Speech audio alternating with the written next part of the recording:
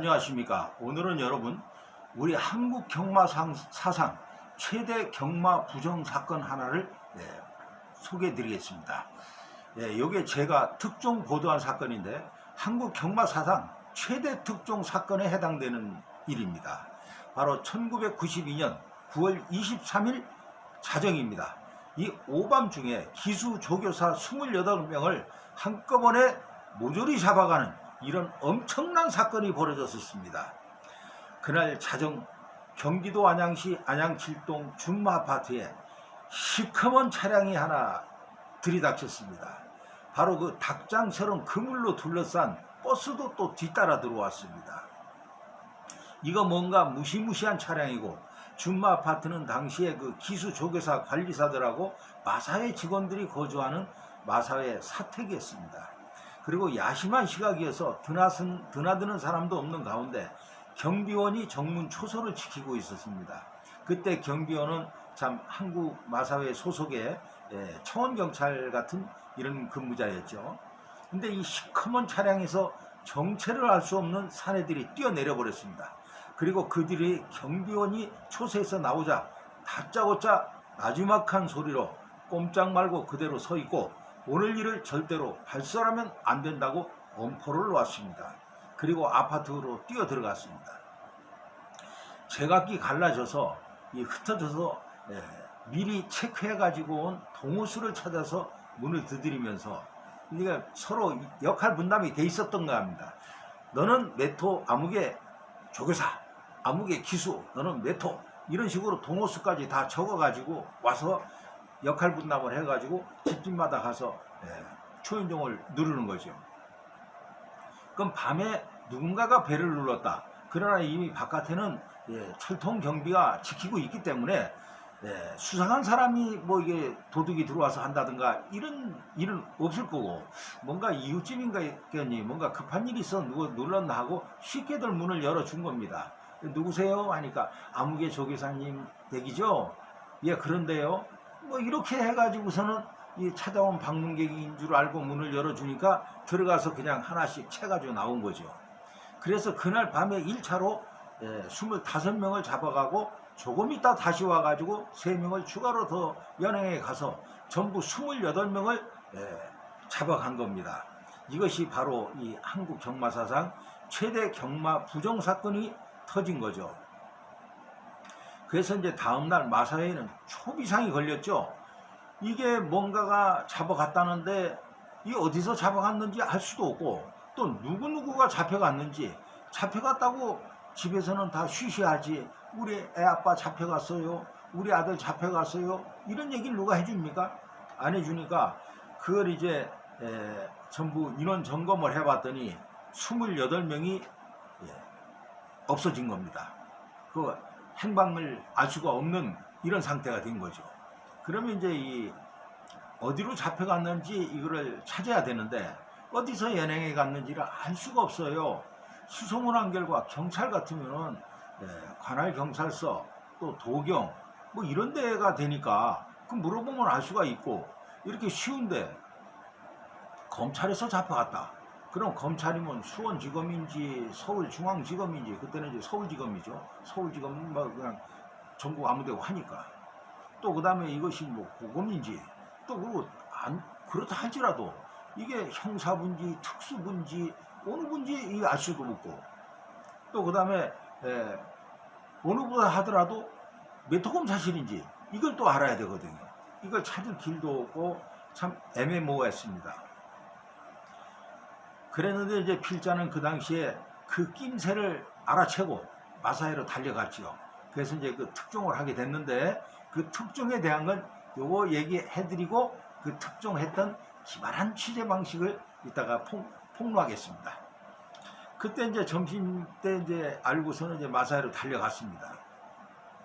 근데 이 마사회에 갔더니만 이거는 이제 보안부서에서 담당을 하는데 그 보안부서에 가니까 직원들이 간부 직원들이 없어요. 그리고 담당 과장, 그때는 과장이지만 지금 팀장입니다. 부장급이죠 지금은.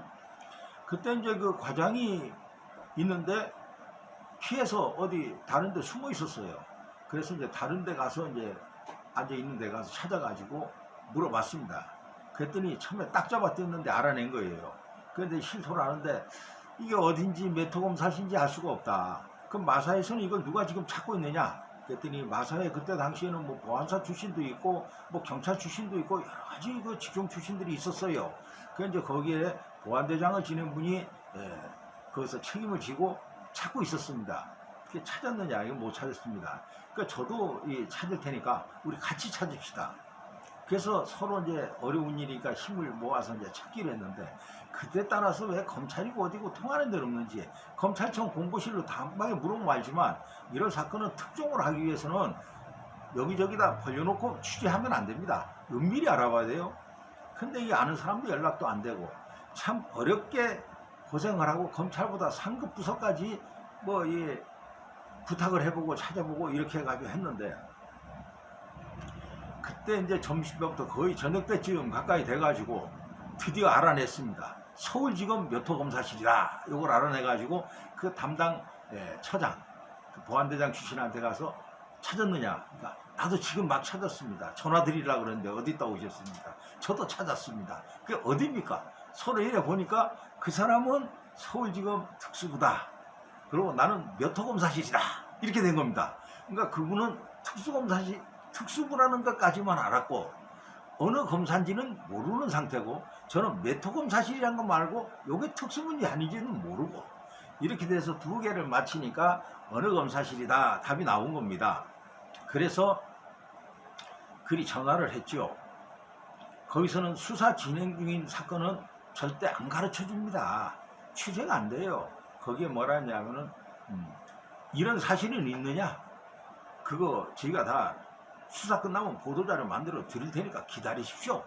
요게 답입니다. 그렇다면 거기 잡아갔다는 게 맞잖아요. 확인됐잖아요. 28명 잡아간 게 맞습니까? 하니까 조사 끝나면 다 알려드릴게요. 그러면은 28명도 맞다는 얘기겠죠. 이제 이렇게 돼가지고 이제 저는 이제 확인을 했는데, 그때 당시에 이 사건의 내용은 이랬습니다. 어느 마을 금고 임원, 고위 임원 한 사람이 공금을 횡령한 사건이 발생했었어요. 그래서 검찰은 그 사람을 잡아다가 조사를 하는 과정에 이 돈은 다 뭐 했느냐? 그러니까 경마로 탕진을 했다. 그러면 경마를 어떻게 했느냐? 그 가서 뭘 안다고 뭉텅이 돈을 베팅을 하고 했느냐? 많은 돈을 그렇게 베팅할 수 있겠느냐? 그러니까 조교사한테 금품을 제공하고 정보를 얻어서 막권을 샀다. 이런 진술을 받았어요. 그래서 이제 해당 조교사를 또 내사해 보니까 이 사람은 또 서울 강남의 어떤 재벌이세 김모 씨라고 하는 사람하고도 연결이 돼가지고 또 이렇게 하고 있는 거예요. 그래서 이 김모 씨라는 사람을 또 이렇게 조사해 보니까 이 사람은 또 다른 기수도 다른 조교사도 또 거래를 하고 있는 거예요. 이것이 거미줄처럼 퍼지면서 계속 나가는 겁니다. 이래 가지고 의외로 파보니까 더 많은 경마꾼들이 개입이 돼 있고 기수 조교사들이 연루가 돼 있더라 이겁니다. 이래서 28명이라는 사람을 한꺼번에 이렇게 연행을 하게 됐던 거죠. 그래서 이제 그때 당시에 그날이 23일 날이 수요일입니다. 수요일 날 밤 12시, 그러니까 바로 24일 목요일 날 자정이 되는 거죠. 수요일 날 이미 금요경마, 그때는 서울경마도 금토일 3일을 했습니다. 그래서 출마표가 나가고 난 뒤가 됐는데 이런 사건이 벌어진 거죠. 그래서 이제 기수를 전부 교체하고 뭐하고 출마표를 신문사에서도 발표하고 뭐하고 했죠. 했는데 이걸 갖다가 이제 금요경마는 그래도 강행을 했습니다. 그런데 문제는 금요경마를 강행을 했는데 다음날 새벽 경마장 트랙 안에 그 물품 보관 창고, 왜냐면 그때 트랙 안에는 골프장이 있었어요. 9홀짜리 퍼블릭 코스가 작은 골프장이죠. 근데 거기에 골프 볼을 보관해 놓고 연습장도 있었어요. 그 연습공을 거기다 놔두고, 그래서 이제 그 연습공 박스를 거기서 꺼내서 주고, 이제 티켓을 내면은 그 이제 얼마씩 내면은 그걸 가지고 공을 한 박스를 바구니를 가져가서 연습장 가서 연습공을 치는 거예요. 바로 그 볼 창고였는데 거기에서 모 조교사의 이 사체가 발견이 됐습니다. 이 사건이 28명 한꺼번에 연행이고 조교사 2명의 연쇄 자살로 번졌던 이런 무시무시한 사건이었죠. 엄청났지요. 근데 첫 번째 조교사가 이 사체로 발견이 된 거예요. 그래서 이제 이 마사회는 즉각 그 주말 경마를 모두 취소했습니다. 그때 이 조교사는 손목에 동맥을 끊어서 자살했고 천장에 이렇게 목을 매가지고 자살했었던 이 흔적이 여기에 좀 흉터가 있었습니다. 그랬고 이제 그로부터 이틀 뒤에 또 준마 아파트, 그 바로 기수 조교사들이 거주하는 그 옥상에서 또 다른 조교사가 투신 자살을 했습니다. 그 역시 앞서 숨진 조교사와 마찬가지로 검찰에 가서 조사를 받고 일시 귀가 조치가 됐었는데 그 사이에 이 자살을 했던 겁니다. 이래서 경마가 2주간 중단되고 마사회장이 물러나는 이러한 엄청난 사건으로 번졌죠. 그래서 이제 그때 당시에 이제 이 3일간 이해 때문에 마사회는 서둘러서 경마 혁신 대책안을 발표하고 마사회장 물러나고, 그래서 이제 이 매주 3일간 열던 금토일 3일 경마를 금요경마 폐지해가지고 이틀만 열고 또 민간 장애 발매소를 전부 폐쇄한다는 이런 내용의 발표도 하고, 그게 이제 큰 손들의 온실처럼 된 이 각 장애 발매소에서 지낸 특실을 폐쇄하고 기수 조교사들의 예시장 출장도 금지시키는 등 여러 가지 이 대책안을 내놨습니다. 그리고 이제 그 다음 달 10일 날 경마를 재개하면서 전 직원이 경마장 정문 앞에 나와서 입장하는 경마 팬들에게 사과 인사를 올리고 경마장과 각 장애 발매소에 사과문을 제작해서 배포하는 한편에 또 장례 TV를 통해서 사과 방송을 하고 그랬습니다. 그런 와중에도 경찰 수사는 변함없이 진행이 됐죠. 그래서 검찰은 기수 2명과 조교사 1명, 경마꾼과 브로커 등 모두 8명을 구속하고 14명을 불구속 입건하고 3명을 지명 수배했습니다. 이 검찰의 수사로 부정경마들의 이 수법도 낱낱이 파헤쳐졌습니다. 그게 이제 그동안의 기수와 조교사들은 기능적인 수법으로 마사회의 감시망을 피해가면서 경마꾼들과 내통하고 승부를 조작해온 것으로 드러났습니다. 기수 조교사들은 주말 경마 출마표가 발표되는 매주 목요일 아니면 오후에 이 단골 브로커들을 만나서 공중전화로 또는 연결을 해서 입상 여부를 미리 알려줬습니다. 자기들끼리만 통하는 은어로 사용해서 간다 안 간다 등의 표현으로 했고, 또 막 각부시다, 안 하다 이런 식으로 숨겨놓은 말이다, 이게 복병마다 이런 거를 이렇게 표현하면서 은어로 가르쳐줬어요. 또 경주 당일 사정이 달라질 경우에는 기수 복장이나 어떤 제스처 등을 통해서 신호를 보내는 방법까지 정했어요. 예를 들어서 기수가 경주마를 타고 트랙을 한 바퀴 도는 그 윤승 때, 경주 직전에 그 윤승 때 그 기승한 경주마에게 가면을 씌우고 이 차 한 대라고 그러죠. 그걸 씌우고 나오면 간다, 벗기고 나오면 안 간다, 이런 식으로 신호를 보냈다고 합니다. 또 기수가 흰색 채찍을 들고 나오거나 채찍의 손잡이 부분을 이렇게 잡으면은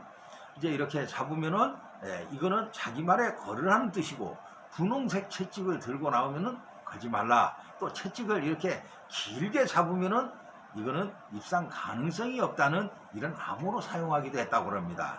이 밖에 채찍을 옆으로 들거나 또는 그 바로 드는 방법, 장화의 그 어떤 테두리나 안경의 색깔 등도 신호로 활용했던 것으로 드러났습니다. 그 과정에 기수가 착각해서 신호를 이렇게 정하다 보면 또 착각을 해가지고 거꾸로 반대로 신호를 보내가지고 경마 브로커들이 큰 피해를 보기도 했다고 합니다. 근데 이런 방법으로 자간 경마꾼에게 돈을 따주게 할 경우에는 딴 돈의 10% 정도를 대가로 받은 것으로 밝혀졌습니다. 개중에 경마꾼들에게 소속돼서 매달 정기적으로 10만원 내지 200만원씩 받은 경우도 있었습니다. 이들은 또 그 소속 브로커 경마꾼의 허락 없이 다른 경마꾼한테 이렇게 정보를 제공할 수가 없고, 소속을 바꾸거나 결별할 경우 아예 소속이 돼 있었어요, 전속으로. 그래서 이걸 결별할 경우에는 이 종료를 물어야 된답니다. 그래가지고 실제로 당시 그 구속된 어느 기수의 경우에는 경마꾼 조모 씨와 결별을 하면서 이정료로 2천만 원을 지불한 것으로 조사 결과 드러났습니다. 이 사건으로 인해서 기수 조교사들은 주위의 눈총에 시달렸죠. 상당히 시달렸습니다. 그들의 자녀들은 학교를 가기 싫어했다고 그래요. 왜냐 가면은 친구들이 놀린다고. 왜? 네 아버지 경마장 조교사라며? 야, 경마장에 기수 조교사 많이 잡혀갔다는데 네 아버지는 안 잡혀갔냐? 뭐 이런 식으로 하니 학교 가고 싶겠어요? 또 어떤 그 총각 기수들은 결혼에 어려움을 겪었다고 그래요. 또 그때 당시에 이제 개인 마주제가 시작이 안 됐던 때라 그 이전이라 개인 마주들을 뽑았습니다. 모집을. 그래가지고 이제 합격자 선정도 하고 그랬는데 합격이 되고 선정이 됐죠. 선정이 되고도 취소하는 사람이 속출했습니다. 나 이렇게 혼자 판 이런 판에는 내가 들어가서 마주 안 하겠다. 나 취소해 주쇼. 그 취소한 사람도 있고 이런 일도 벌어졌죠. 그때 자간 이 사건이 발생함으로써 이 부정 수법들이 전부 낱낱이 파헤쳐짐으로써 대폭 자취를 감췄고 경마가 세인들에게 올바로 알려지는 계기가 되기도 했습니다. 왜 그랬냐면 이 사건이 크다 보니까 매일 그냥 사회면 톱이 다 경마로만 나오는 겁니다. 처음부터 경마가 잘못된 부정적인 기사만 쏟아져 나오더니 기자들이 취재하다 보니까 이게 이제 사실은 보니까 좀 많이 억울한 면도 있어요. 마사회가 잘하려고 노력도 하고 기술교육사도 잘하고 있는데 개중에 이런 사람들이 있었고 이렇다. 그래서 이 올바로 경마를 올바르게 즐기면 이것도 상당히 사회적으로 재밌고 역할을 기능을 할 수 있는 게 상당히 있는데 이거 무조건 나쁘게만 매도할 게 아니라 이거를 잘 육성하면은 건전하게 하면은 우리 국민들의 여가선용에도 도움이 되고 또 그다음에 국민들의 이 후유 자금도 공적 자금으로 들어와서 이것이 공적 경비로 쓸 수도 있다. 이런 것들이 이제 알게 되고 기자들도 알아서 긍정적인 기사로 바뀌어 나가게 됐어요.